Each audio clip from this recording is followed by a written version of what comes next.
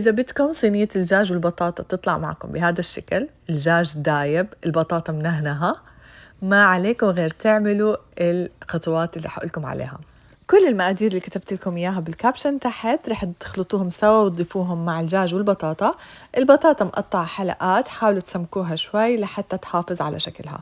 بعدين رح نضيف المي من الطرف بهذا الشكل، وبعدين رح نغطيها وندخلها الفرن. أول ساعة بتكون مغطاية، وتاني ساعة بنشيل الغطاء ونكمل استوائها، ورح تطلع معكم كمان محمرة بنفس الوقت. هيك رح تكون عندكم أطيب وصفة لصينية دجاج ببطاطا بمكونات كتير بسيطة وطريقة كتير سهلة، وصحتين وألف هنا.